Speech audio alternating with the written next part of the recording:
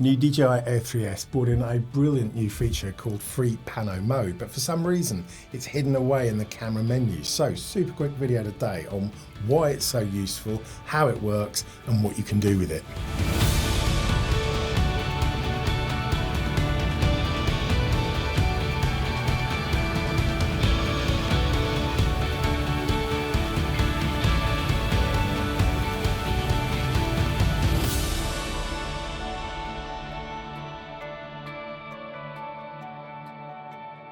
Hello, I'm Ian and I play with drones, and as you can tell I've been having great fun playing around with the Air 3S, especially with the new free Pano mode that let me capture some of those brilliant shots from up in the Lake District and down at Beachy Head that you've just seen. So first off, what is panoramic mode? It simply lets you define the exact area of landscape that you want to capture, and then automatically will take a series of photos which it will then seamlessly join together, giving you a full panoramic picture.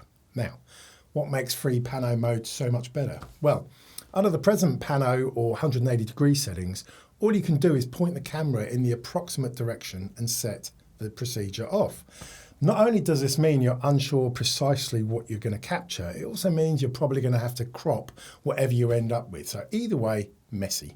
But with the free Pano mode, you define things precisely. Now, as I said, it's actually hidden away in the camera menu, so you have to go delving if you actually want to find it. To get to it, just tap the camera mode button above the shutter button on the right of the screen, and then scroll right down to the bottom of the list. And eventually at the bottom, you will see the Pano option. Tap that and you're presented with the different Pano options on the left, and you're taken straight into the default top option, which is the new free Panorama mode. Take a look at the screen because it changes and asks you to set the start and end position of the camera. So what I usually do is I rotate the drone and pitch the camera up to the top left starting position of the picture of the landscape that I want to capture. Now you can either tap the on-screen white button, or you can actually use the C1 button on the rear of the remote, even if this is already programmed for a different function. The C1 button on the back of the remote will set the start and end point when you're in free panoramic mode. So you get that on-screen confirmation, then rotate and pitch down to the bottom right of the area of the landscape you want to capture, and then tap the button again. Now you get the confirmation that the area has been set, and it also tells you how many photos it's going to generate and the time that it will take to actually shoot. So just tap the green start button on the right and watch it go. You get this really cool overlay that shows you exactly what's being captured and the progress of the whole procedure as the camera moves around, up and down, and pans around to take these sequence of photos. And on the right, you can see the individual photos flashing up briefly as they're being taken, as well as the overall percentage of the program. And that percentage will carry on counting up after all the pictures have been taken, as it then stitches the pictures together. And here's the end result, a brilliant widescreen panorama that has all the different exposure and lighting perfectly blended for you. And again, you can see down here at Beachy Head, I wanted to get the precise coastline, including the lighthouse in the lower left of the picture, as well as capturing the coastline as it heads off east towards Eastbourne. Absolutely brilliant stuff.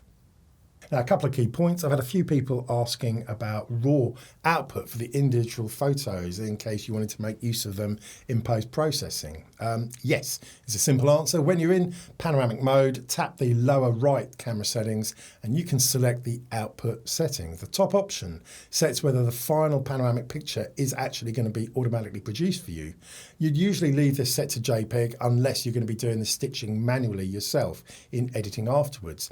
You haven't got RAW as an option for the final panoramic picture, but below that you get the option to set the separate individual photo files to off, JPEG or RAW.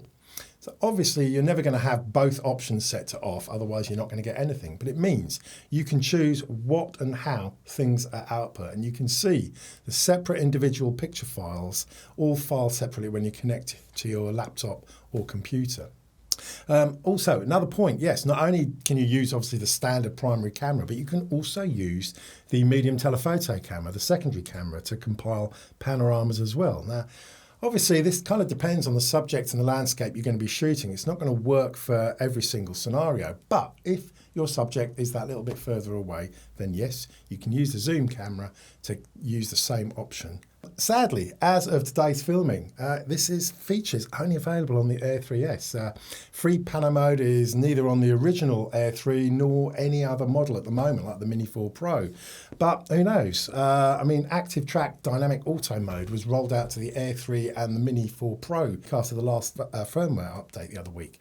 So who knows? Maybe free Pano mode is going to be rolled out to the Air 3 at least in a future update. Don't know. Either way, give me a little thumbs up if you like this sort of stuff. As ever, drop me a comment below. Let me know your thoughts on this. Always love reading through. What else? I've been playing around with the Neo as well a lot this week. Some new stuff coming up next week. So more on that next week. Until then, wherever you are in the world, have fun. Happy flying.